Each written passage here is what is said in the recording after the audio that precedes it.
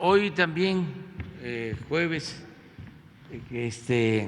como se hace cada mes, vamos a informar sobre datos generales de cómo andamos en el país, cómo está la economía y también lo que tiene que ver con otros datos, incluida la situación de inseguridad o de violencia.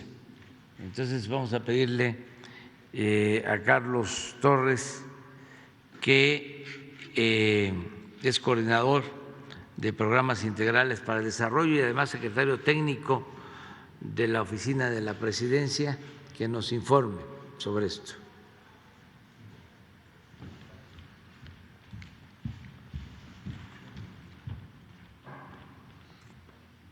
Con su permiso, presidente, saludo al subsecretario Ricardo Mejía, a los medios de comunicación aquí presentes y a quienes nos siguen en las redes sociales. Vamos a dar a conocer los principales resultados socioeconómicos al cierre de mayo del presente año. Comenzamos con un hecho inédito, que es que a 3 años y medio de gobierno, el peso mexicano se ha apreciado con respecto al dólar. Como podemos ver, esto no había ocurrido en sexenios anteriores, inclusive en algunos casos la depreciación fue cercana al 1000%.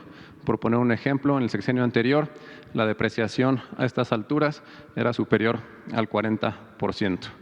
En el contexto internacional, el peso se ha mantenido fuerte, estable.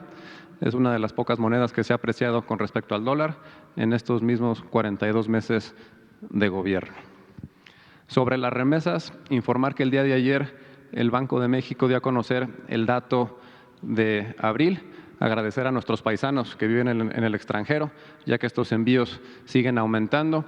En el mes de abril fue de 4.718 millones de dólares, lo que representa un incremento del 17% contra el mismo mes del año anterior.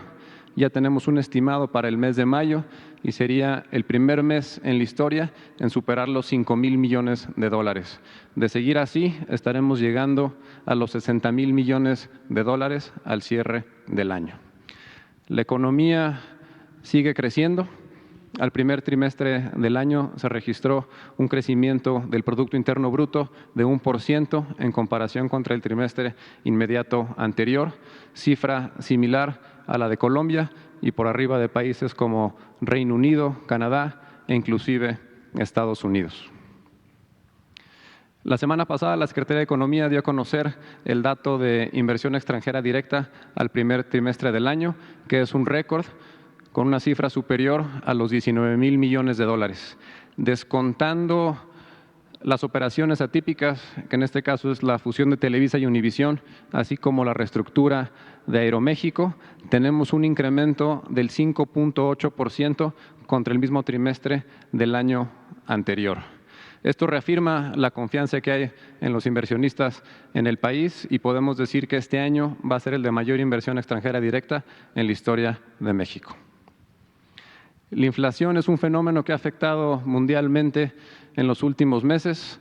En el mes de abril se registró una inflación anual de 7.68%. Ya se dio a conocer la cifra de la primera quincena de mayo, es ligeramente inferior, con 7.58%. Particularmente el conflicto entre Rusia y Ucrania ha afectado a todos los países, pero en México, gracias a las medidas impulsadas por el gobierno, se ha logrado contener esta inflación. Se puede apreciar que en el mes de abril la inflación en el caso de México fue inferior a la de Estados Unidos. Si pasamos a la siguiente y vemos los componentes de estos dos datos, destacar que en el caso de México el componente de energéticos es de 0.6%, gracias a no haber incrementado los precios de las gasolinas en términos reales. Comparado con Estados Unidos, allá tienen una inflación en energéticos de 2.1%. Donde tenemos el reto es en el componente de alimentos, por eso estamos impulsando esta campaña para incrementar la producción de los básicos, maíz, frijol, trigo, arroz, para poder producir lo que se consume en el país, ser autosuficientes. Recordar que antes de la pandemia se contaban con 20.600.000 puestos de trabajo registrados en el Seguro Social. Después vino una caída y una recuperación posterior y nos mantenemos con una cifra superior a los 21 millones de trabajadores registrados en el Seguro Social. El salario promedio mensual de estos 21 millones de trabajadores es 14.613 pesos, lo cual es la cifra más alta, y podemos ver cómo en este gobierno los incrementos año con año han sido de manera más acelerada. El salario mínimo nunca había aumentado tanto como en este gobierno. Esta gráfica muestra los salarios mínimos por año a precios de abril del 2022 para poder hacerlo comparable. Aquí podemos ver cómo durante más de 20 años el salario mínimo no aumentó en términos reales. En este gobierno el poder adquisitivo ha aumentado en 67%. Como ejemplo del incremento de este poder adquisitivo, podemos ver cómo al principio del gobierno un salario mínimo alcanzaba para comprar 3.1 kilos de frijol, ahora alcanza para 4.6. En el caso del huevo se podían comprar 3.2 kilos de huevo, ahora 4.4. Y en el caso de la tortilla, al llegar al gobierno se podía comprar 6.5 kilos y ahora alcanza para 9.1. La Bolsa Mexicana de Valores ha registrado un incremento de 24% en el tiempo que llevamos en el gobierno.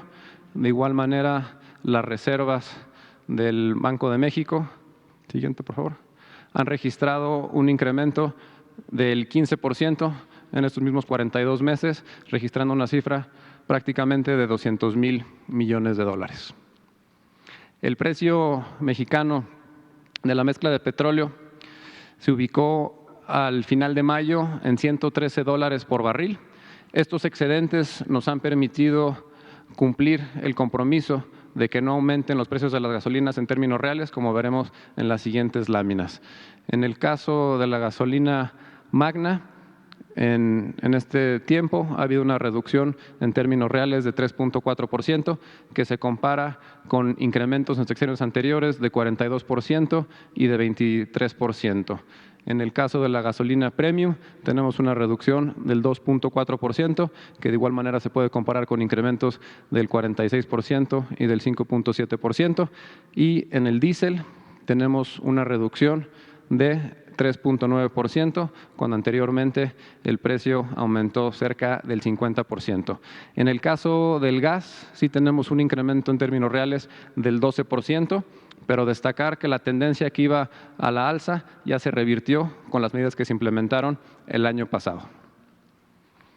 En materia de seguridad también tenemos resultados positivos gracias a la estrategia de pacificación, así como el atender las causas que originan la violencia por medio de los programas para el bienestar. Aquí podemos ver que los delitos del Foro Federal han registrado una reducción del 31% en el tiempo que llevamos en el gobierno.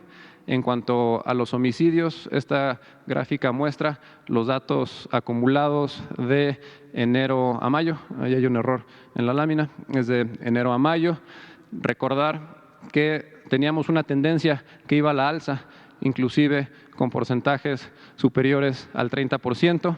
Esa tendencia ya se revirtió y ahora tenemos una reducción.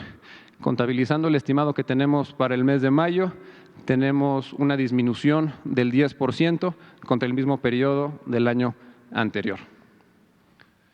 En cuanto a secuestro, tenemos una reducción del 45% si comparamos los últimos 12 meses del gobierno anterior contra los últimos 12 meses del gobierno en curso.